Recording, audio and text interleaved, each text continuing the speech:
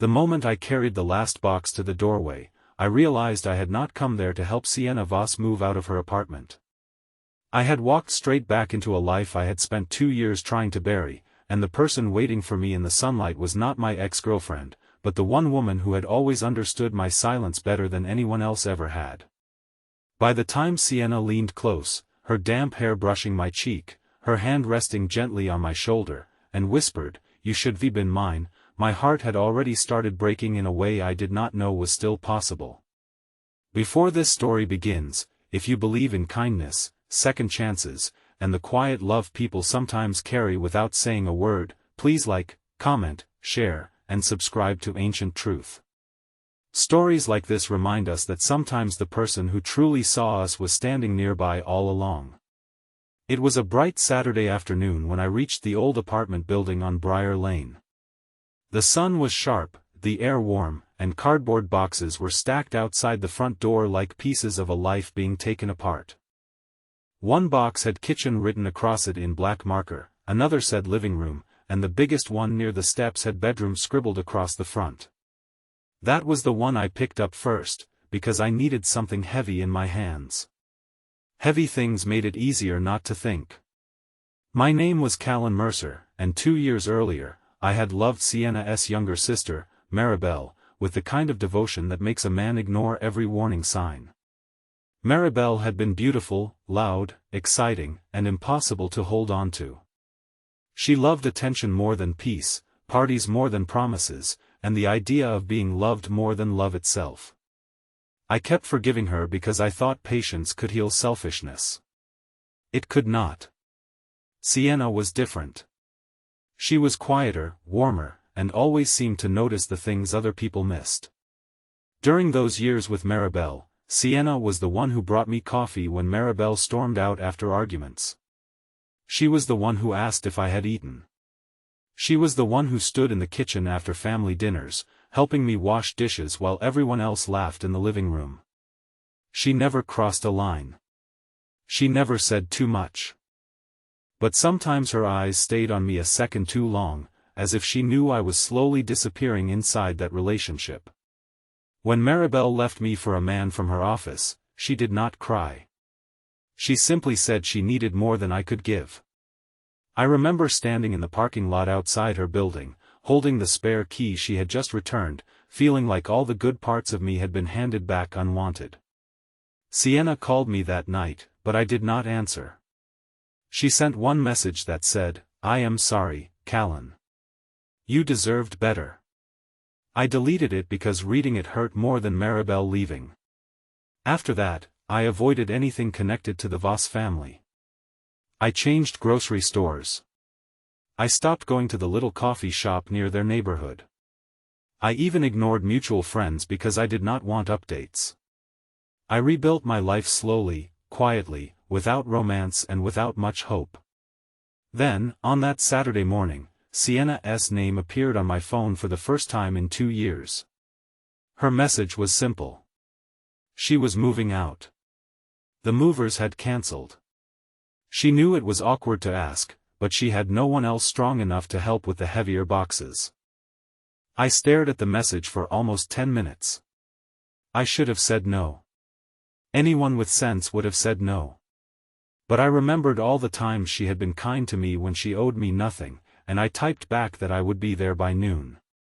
When she opened the door, she looked tired but beautiful in a plain white tank top and gray shorts, her hair tied messily back, sunlight catching the sweat on her face and shoulders.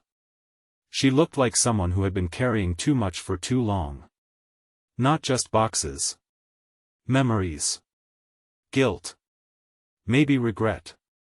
For the first hour, we barely spoke. I lifted boxes while she directed me where to place them. Bedroom near the truck. Books to the right.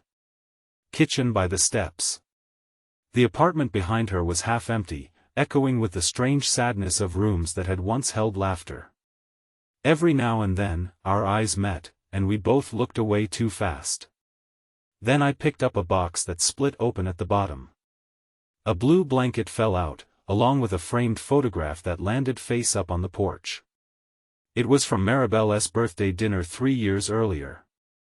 In the photo, Maribel stood in the center laughing, while I was off to the side holding a cake. But Sienna was in the background, looking at me instead of the camera. She saw it at the same time I did. For a moment, neither of us moved.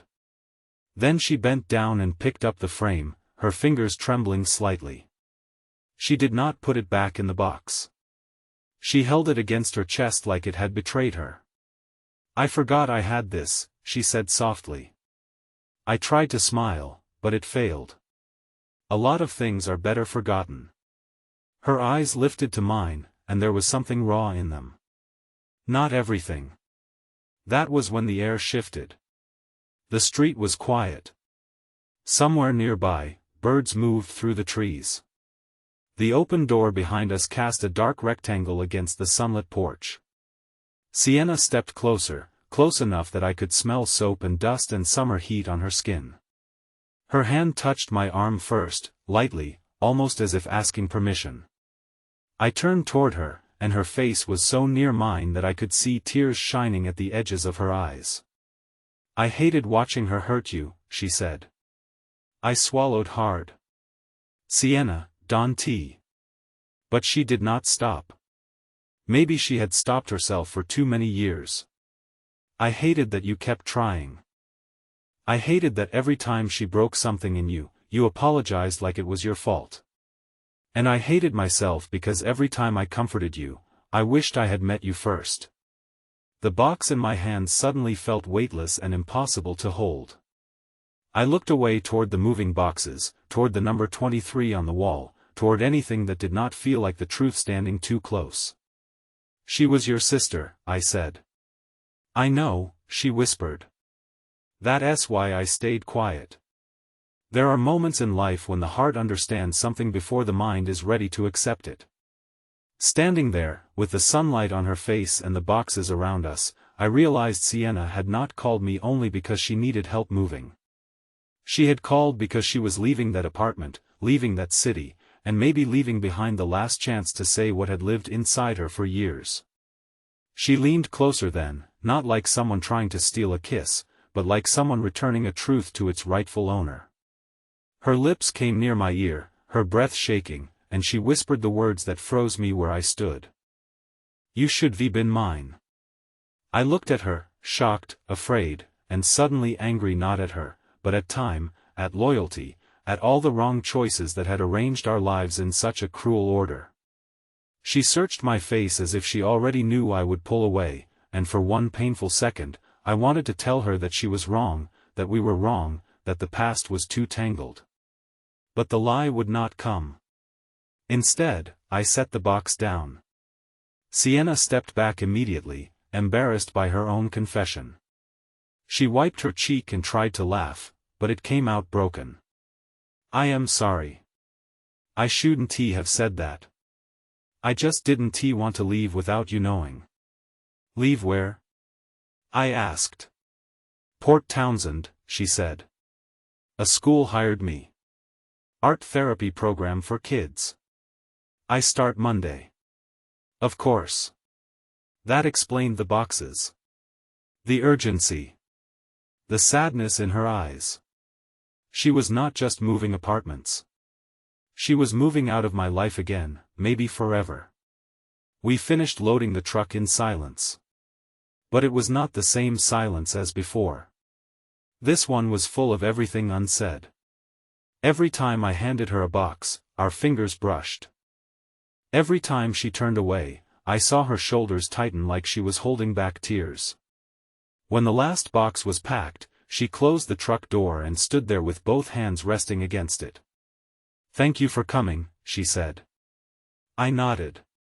"You shouldn't drive like this. You exhausted." "I'll be fine." "You always say that." She looked at me then, and a small, sad smile touched her face. "Only when I am not." That broke something in me. I walked toward her slowly. "Sienna, I spent 2 years telling myself the Voss family was a chapter one needed to close. But you were never the part that hurt me. You were the part that made it bearable." Her eyes filled again. I don't know what this is, I continued. I don't know if it's timing, regret, loneliness, or something that was always there and we were too careful to name. But I know this much. You don't get to say something like that and disappear before I answer. Her lips trembled. Then answer. I took a breath, and it felt like breathing after years underwater. You should have told me sooner, I said. Because maybe I should have been yours too. She covered her mouth as the first tear fell. I did not kiss her then. It would have been too easy, too dramatic, too much like borrowing comfort from pain. Instead, I pulled her into my arms, and she held onto me with the tired strength of someone who had been brave alone for too long. We stood there in the daylight beside the moving boxes, two people surrounded by the remains of old lives, not promising forever, not pretending the past was simple, but finally admitting the truth had been waiting patiently between us. Sienna still moved to Port Townsend that evening. I followed in my car, not because we had decided everything, but because she should not have had to drive alone through tears.